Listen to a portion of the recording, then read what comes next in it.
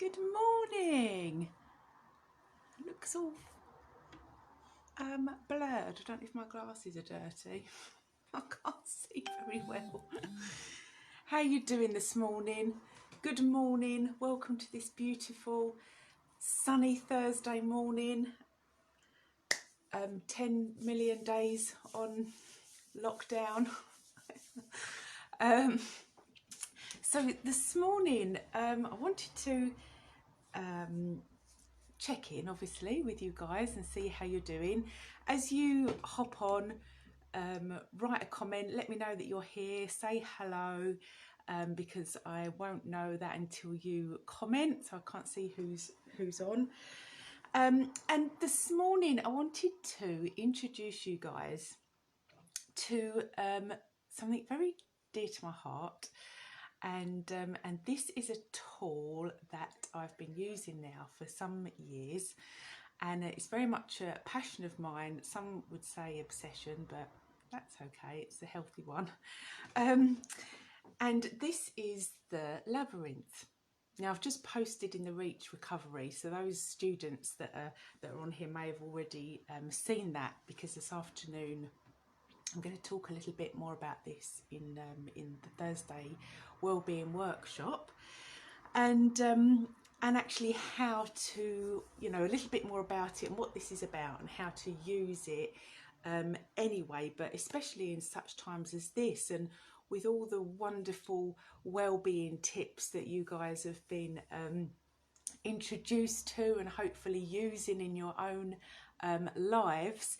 This is simply another one that you can use, and some of you may really run with it and love this, and others may not, and that's okay. But I would obviously love to introduce you to it. Hi Jackie. Ah, see, happy voice. Even though it's early, isn't it? Still, really. But yeah, it's the coffee, keeps me going. So, so some of you may be asking, what is a labyrinth?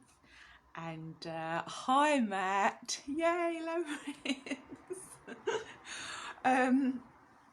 Well, you can imagine my joy when, and I don't think this is a secret, tell me Matt, stop me if it is, before what I'm going to say. You can imagine my joy at discovering that there is to be a new project when all this is over. Do you know what I'm going to say? With Growing Together and building our very own Trust Links Labyrinth. So that's kind of won me over, really. So let me introduce you guys. It's, for those that don't know, it is an ancient path, basically. It looks a bit like a maze, but it's not a maze. It has one path. And now a maze has dead ends, and you know, the point of it is to try and get to the centre. And you know, it's confusing. It uses you know, we're invited to use that kind of thinking part of our minds in you know, that makes decisions and deciding where to go, and that's where the labyrinth is different, because it is one path. It really is about sort of trusting the path, and you will get to the centre and back out again. And it's walked sort of slowly and mindfully. And it's very much, there's lots of symbolism in it, but it's sort of very much symbolising our sort of journey to the centre of ourselves. So it is very much a tool that we can use to learn more about ourselves, really. Now it's used for stress relief. It is used for restoring balance to the mind and body. It's used for practice mindfulness. It's a very much a self-reflective process, and it, you know, it really allows us to relax the mind and trust the path as we're walking. And so when that happens, it's a similar thing to what happens when you meditate. in that, you know, it almost invites that sort of intuitive part of us and that creative part of us to sort of reveal itself, if you like, you know, to present itself to. So, you know, I've heard so many stories about people that have walked a labyrinth, and actually kind of answers have come to them, you know, things that they've questioned and you know, and wanted sort of insight about. So there's so many fabulous stories like that. You know, we'll talk about some more of these at another time. Hoping to build the Growing Together Shub Labyrinth later this year or next year. So exciting! I hope it's soon. You know, it's so. I mean, there's so many stories. I won't go on too much about that here, but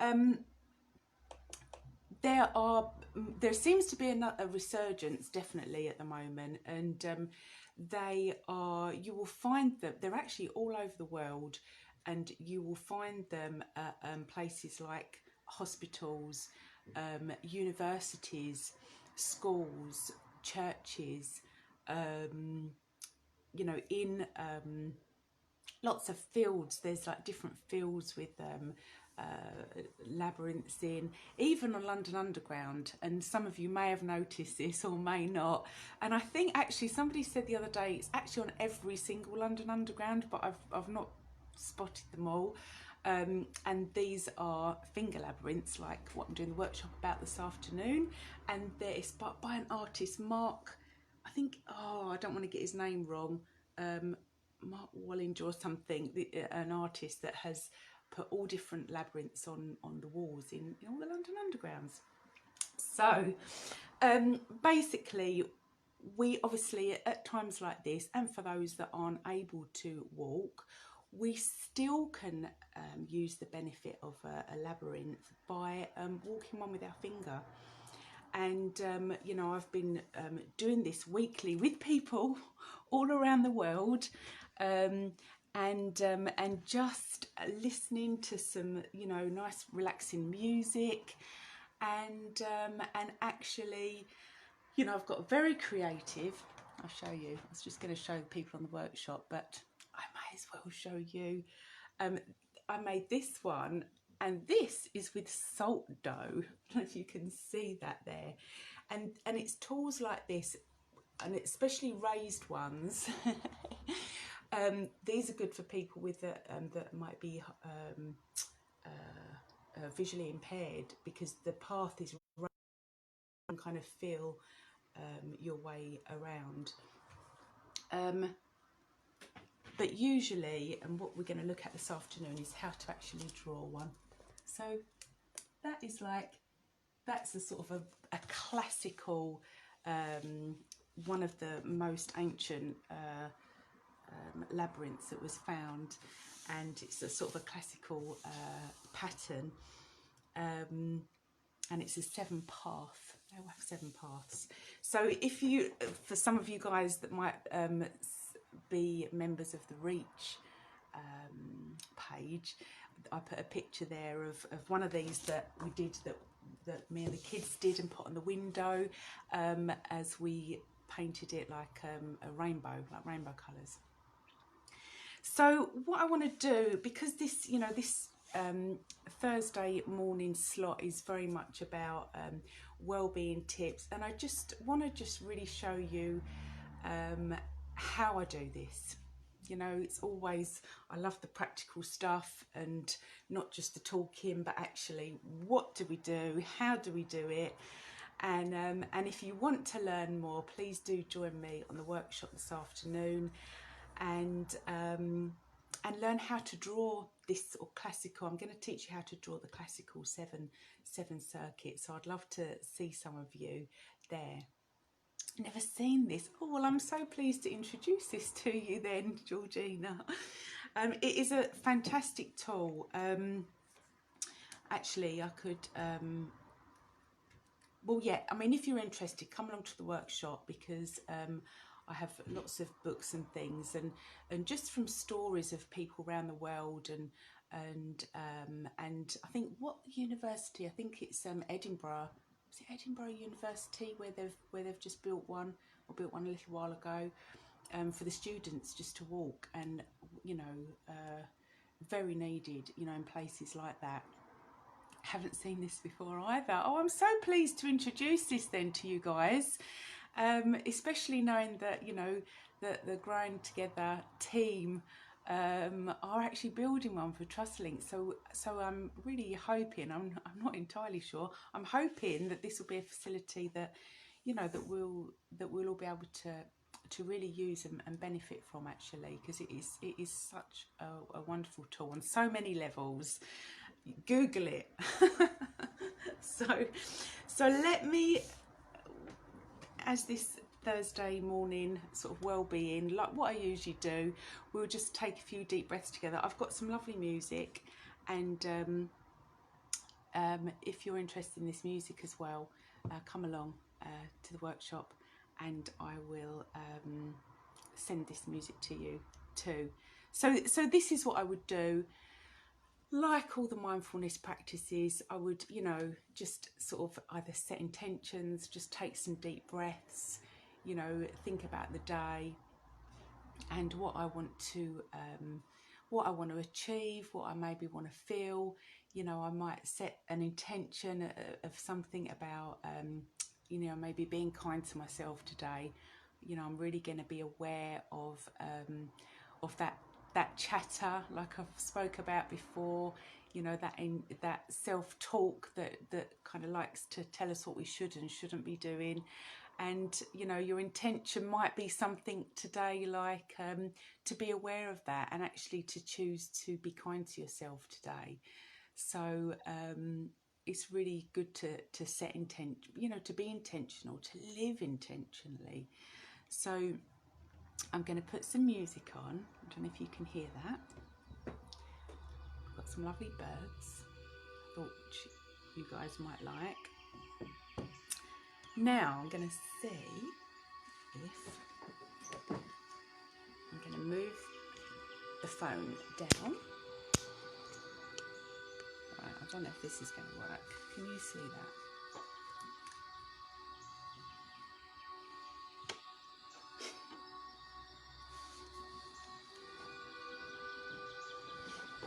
Can you see? Okay.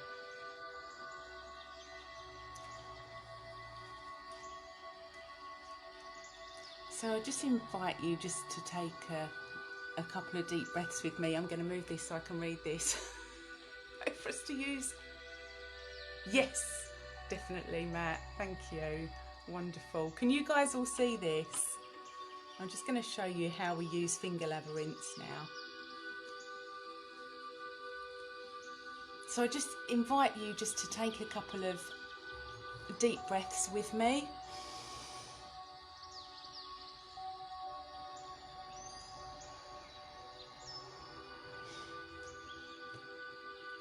And you would start with setting your intention at the beginning of your walk.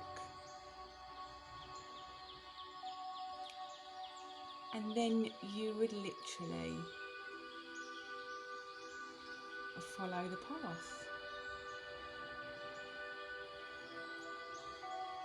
which is so symbolic of the twists and turns and the 180 turns that we experience in life.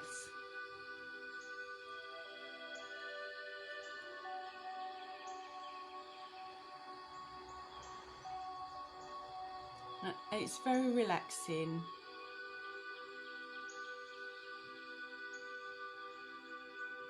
But rather than like the mindfulness or the meditating,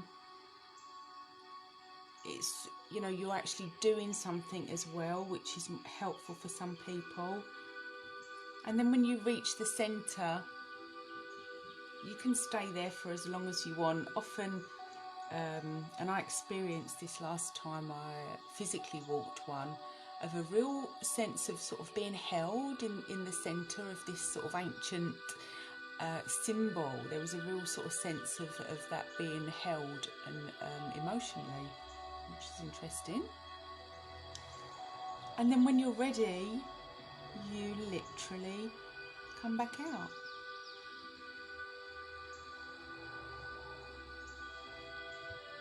And it's the same path.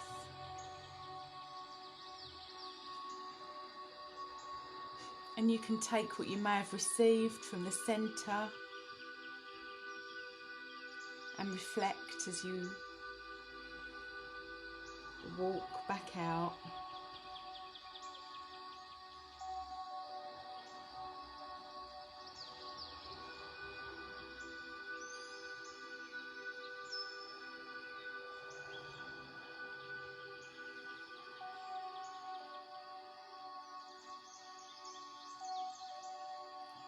And then back out again.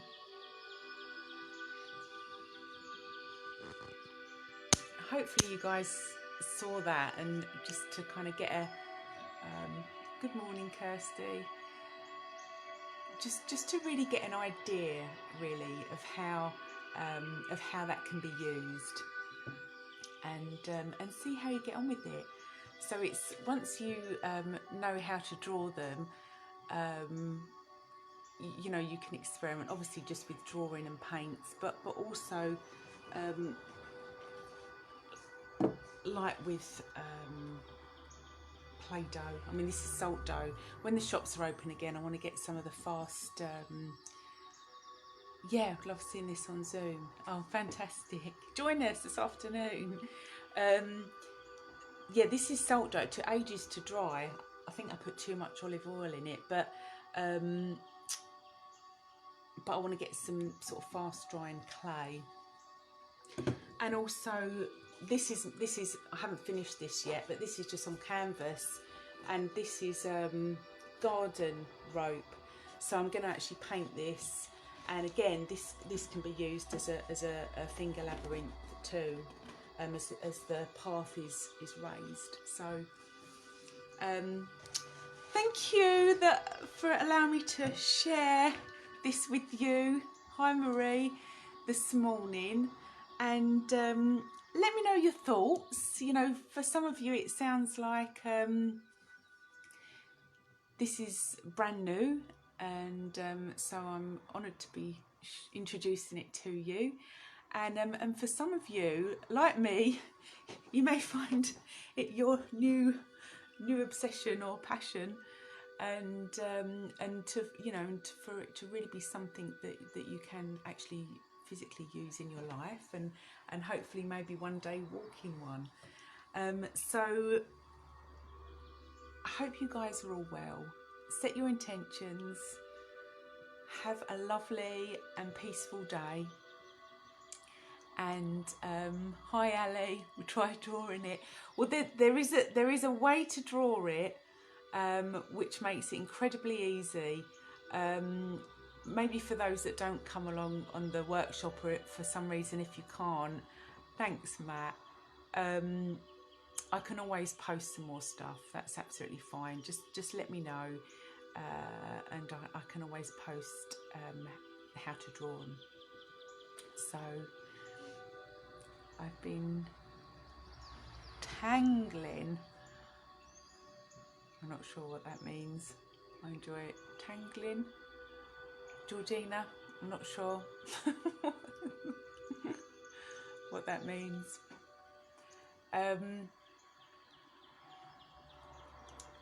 So anyway, thank you for joining me, all you guys. I think these comments come up sort of slower than you probably type them. So I know before, when I've looked afterwards, I've missed comments that are live. So it may have felt a bit more disjointed than my usual Thursday mornings, but there you go. Have a great day, you guys, and I'll see some of you this afternoon, and if not, I'll see you next week. Okay, bless you, lots of love. Bye for now.